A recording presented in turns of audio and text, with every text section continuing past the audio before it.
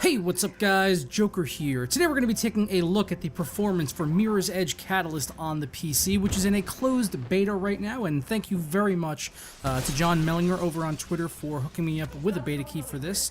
Awesome. He was able to give me a beta key, so I was able to test the game out for you guys here today, and we're going to be testing it on my main system here with a single 980 Ti and an i7 5820K. I've also got that GPU overclocked, by the way, by 200 megahertz on the core and 300 megahertz on the memory. So it is a pretty beastly system, but I ran it through its paces on 1080p, 1440, and 4K. And the majority of the gameplay you're going to be seeing in this video was recorded at 1440p because that's what I was able to get. I was able to get over 60 frames basically at ultra, at 1440p. So that's why I was playing at that resolution, even though I am playing on a 4K monitor. But I tested at 1080, I tested at 4K for you guys, and I found at 4K that I was able to get a playable experience at about high settings, a mix of medium high settings. You can get around 45 FPS in that area. If you're willing to drop that down even more to like just the medium preset, you could probably get up around like 50 FPS I saw sometimes, but around high settings here, as you can see,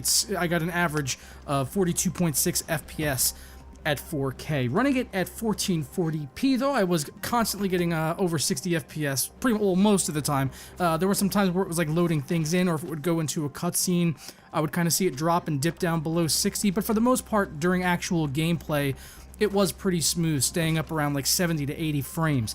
Dropping that down to 1080, obviously, it went up even more, getting 90 to 110 FPS as I was running through my sort of static benchmark that I created within the game world. Thankfully, you can replay missions over and over again, which lent itself really well to me just doing a benchmark so that I could just do the same thing over and over again multiple times and give you guys, tell you guys what kind of performance that I am seeing. Now, it is using a lot of video memory, as you'll see, with everything cranked up there at 1440, and I'm running around in the game world, up over 5 gigabytes with everything maxed out, sometimes even creeping up close to 6 gigabytes, so definitely chewing through a lot of VRAM here on the Frostbite 3 engine, but it is looking absolutely gorgeous. And if it's anything to tell from previous games, I'm expecting the performance to be pretty good in this game at launch, because previous Frostbite 3 engine games have scaled very well on people's hardware on a wide variety of settings and different hardware, and usually pretty damn good multi-GPU support as well. Looking at games like Battlefront and Battlefield, they've always scaled very well on multi-GPU systems, so I'm hoping when we do get SLI support for this game after launch that, we'll get even better performance here, I think at resolutions like 4K. Unfortunately, though, right now, we are limited to single GPU, but, like I said, I'm pretty confident we're going to get good SLI support for this game at launch, based that it's on Frostbite 3.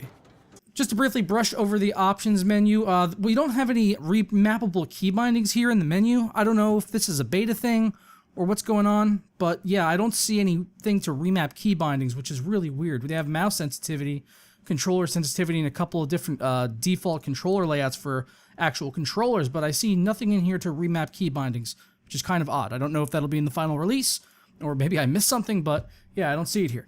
The runner's vision. By default, this was on full, which was like a bit too much. It pretty much tells you exactly where to go. I dropped it down to classic. You could also turn it off if you want, which is like full-on hard mode. They don't highlight anything, so you basically have to figure everything out for yourself, which some people like to do. On audio, we have a really good number of options in here that I like to see. We got our master, music, and dialogue volumes. We got a subtitle option here. We can also set our channel configuration to stereo or surround, and then alter that based on different speaker types. So we got headphones, full range speakers, TV, and then back to headphones. So we got 3 in there, and then stereo or surround. So that's nice seeing those 2 split options there for the audio. I like that. Coming over to video, we do have some decent number of options as well. We have a character camera FOV slider. We don't have a number here, so we don't know what the actual number it is.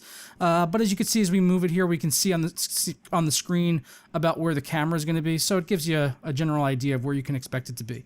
You can do have VSync on or off. The game supports up to 144 Hz and above if you have like a 165 Hz, 200 Hz monitor, whatever, so don't worry about that. Has built-in native 3440 by 1440 support right in the menus, so no questions there. Even if you're not running an ultra-wide monitor, it's in there. You can turn it on if you want. We've got full screen, windowed, and borderless windowed mode. We can do custom or different presets here for this, but I'm running it. This is the settings I was running at 4K. If I was playing at 1440, I would just have all this stuff cranked up besides basically motion blur. But just to cover the options in here, we do have texture quality, lighting quality, effects quality, post-processing.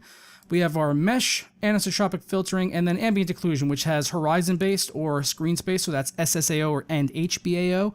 No option in here specifically for anti-aliasing, so I'm assuming that's sort of packaged in with one of the post-processing effects or something, but I would like to see a separate option for anti-aliasing, obviously, so we know exactly what we're dealing with here. And finally, motion blur. You have off, low, medium, high, or ultra. I just hate motion blur inherently, so I just always turn that off, so there it is. But I'm going to go ahead and get on out of here, guys. I hope you enjoyed this little performance overview based on the beta. Keep in mind that this is a beta, so hopefully this performance will get even better as the game comes out. But I think it's actually already in a pretty good place as it sits right now, even just running only on a single GPU. I was able to get a pretty decent FPS, even at 4K, on like medium and high settings. So really nothing to complain about there.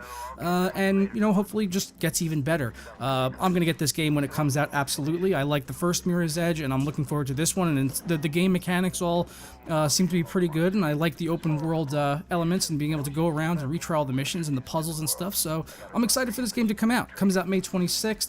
If you want to get it with my affiliate link, I'm going to put it down below over on CD Keys. It's only $43 right now compared to like, you know, like 60 or even more on Origin, so that'll be down there below if you want to get it.